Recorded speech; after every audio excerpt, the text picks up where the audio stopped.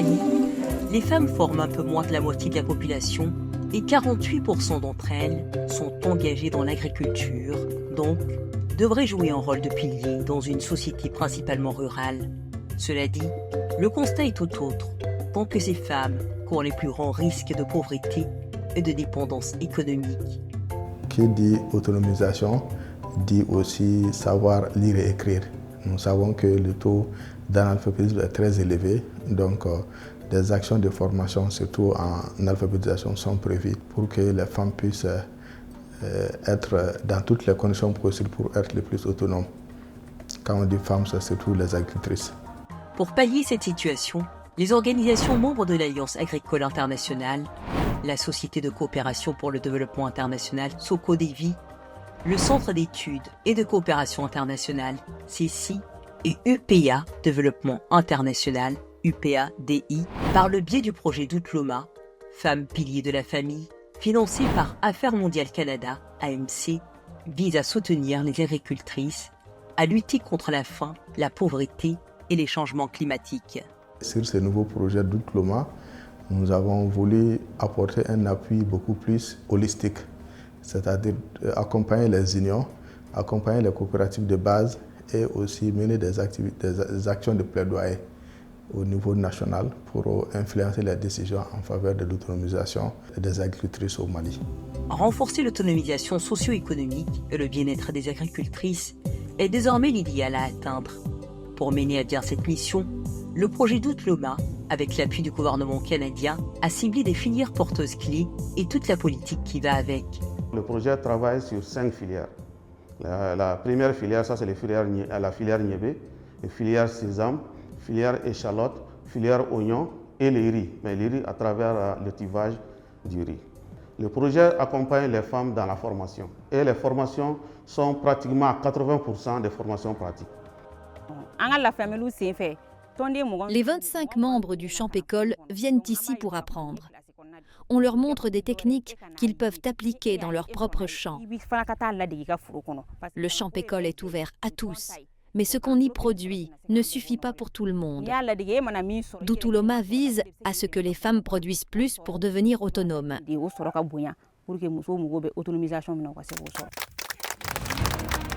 C'est ainsi que Doutloma a pu accompagner efficacement les familles productrices dans la consolidation de leurs capacités d'action, de gestion efficiente et de contrôle des ressources économiques et productives de leur entreprise agricole. Ces formations ont amélioré nos récoltes. Nous sommes plus autonomes. D'un sac, on est passé à 4 ou 5. On écrit nos noms, nos numéros et on aide nos maris avec les dépenses. J'ai aussi un petit commerce qui nous aide à surmonter les difficultés. Doutloma nous a formés à cultiver efficacement et à fabriquer de l'engrais local, le bokashi. Ils nous ont aussi appris à repousser les insectes sans les tuer.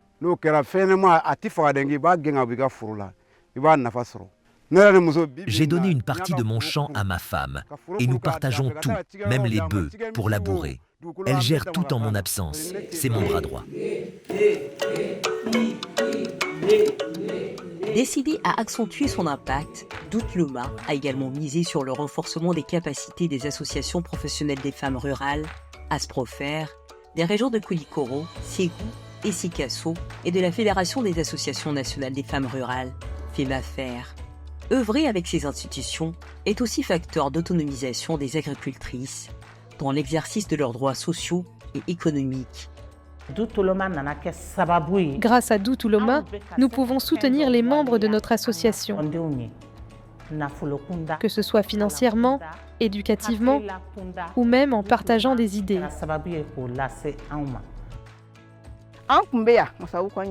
À Massabougou, pendant la saison sèche, on ne faisait rien. Mais Doutloma nous a donné du travail toute l'année.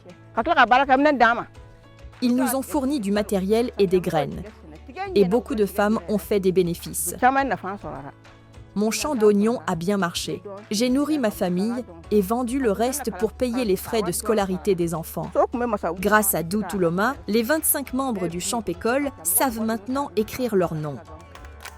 Toutes ces actions ont permis d'atteindre des résultats probants qui ont positionné Doutuloma comme le partenaire idéal des autorités nationales quant aux ambitions de faire du secteur agricole et du genre un facteur de développement durable. Doutuloma, déjà, comme on l'a si bien dit, c'est femme pilier de la famille. Nous pensons que les objectifs, les composantes, les activités programmées par Doutuloma cadrent parfaitement avec les objectifs nationaux dans le cadre de la production agricole et surtout l'accompagnement des femmes, surtout les femmes rurales.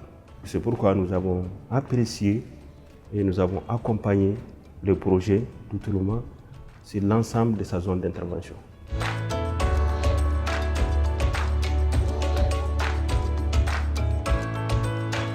Nous sommes assez bien avancés sur la majeure partie de nos extrats. Donc au niveau des extrats concernant les champs écoles, nous avons une cible de 5 000 femmes et de 1 000 hommes. Et après 3 années, les taux de réalisation sont supérieurs à 50%. En plus de cela aussi, en termes de formation au niveau du développement organisationnel, sur plusieurs thématiques, notamment le leadership féminin, notamment l'organisation, la gestion d'une coopérative, tout en respectant la réglementation en vigueur qui est l'immatriculation OADA. Donc les cibles sont atteintes à plus de 60%. Au-delà de ça aussi, au niveau de la composante 1300 qui parle surtout des actions de plaidoyer au niveau national à travers les organisations féminines de la société civile, à savoir la FENAFER au niveau national et les ASPROFER au niveau régional. Donc les actions sont à leur début, mais nous pouvons dire que nous sommes dans la bonne dynamique, sur la bonne trajectoire pour pouvoir atteindre les résultats ultimes à la fin du projet. De belles réussites à mi-parcours qui confortent le projet dans sa volonté de poursuivre son programme de renforcement de compétences en gouvernance inclusive au sein des coopératives agricoles. Aussi, les organisations membres de l'Alliance agricole internationale, à travers le projet Doutuloma, renouvellent leurs vœux à déployer des efforts pour améliorer l'offre de produits et services mieux adaptés aux besoins spécifiques des agricultrices et aux défis environnementaux. Toutes choses qui méritent soutien et accompagnement constant pour le bien-être exclusif des productrices agricoles.